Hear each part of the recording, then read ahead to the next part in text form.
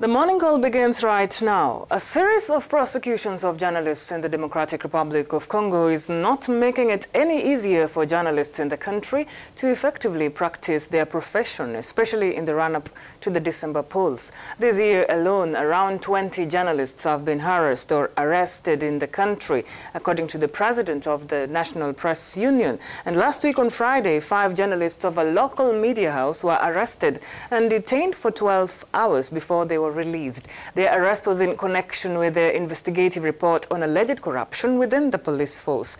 They had been working at their offices to finish the latest edition of their newspaper when security forces stormed in their premises and arrested them.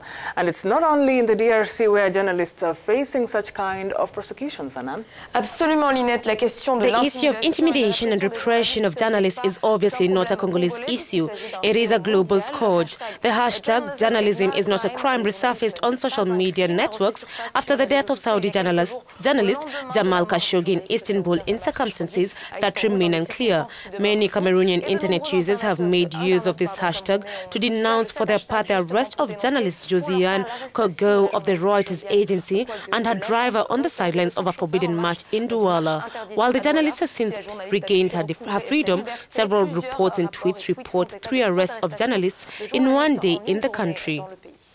Well, Benoit Kambere is the Secretary General of the Congolese National Press Union, and he joins us now to talk about the prosecutions journalists in the DRC are facing. Thank you very much for joining us in the program, sir. So what are your thoughts in regards to the latest wave of arrests involving journalists, especially with just 2 months to go before elections are held?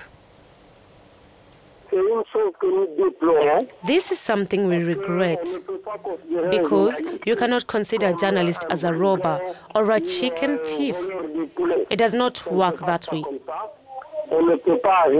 You cannot arrest journalists without good reason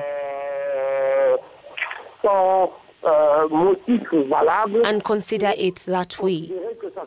The National Press Union of Congo is protesting vigorously against this state of affairs, because a journalist is not a robber.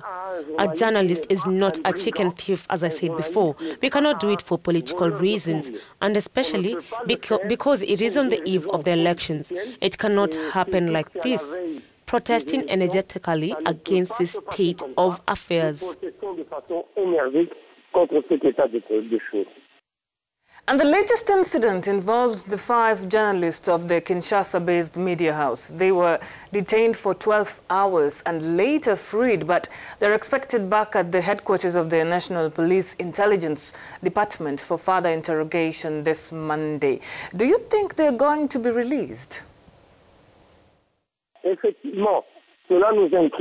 Indeed, we are concerned about this and we have taken the necessary measures. We think that we will even make the lawyers of the National Press Union of Congo available to these journalists, because Congolese law does not allow journalists to be picked up in an editorial office simply for an article that has been published, whereas Congolese law requires that there be rights of reply, that there should be a correction. But we can't just like that end up arresting them for an article signed by a journalist when we can give a right of reply, pick up journalists from their editorial offices. This is without a warrant to bring.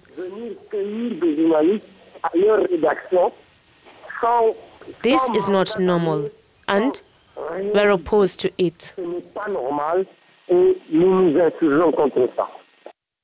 And as much as you are outraged by the arrests of journalists in the DRC, shouldn't you also blame the ones who publish information from, let's say, dubious sources that causes them to get into trouble?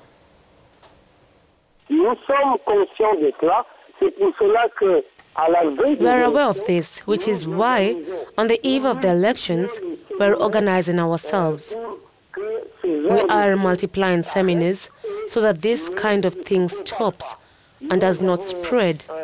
We also have a program to provide training throughout the country. We have already begun to do so in Kinshasa, and it is not normal for it to be done in this way here in Kinshasa. We will not let it happen. We will continue to put our journalists and our societies in order so that it does not happen like that.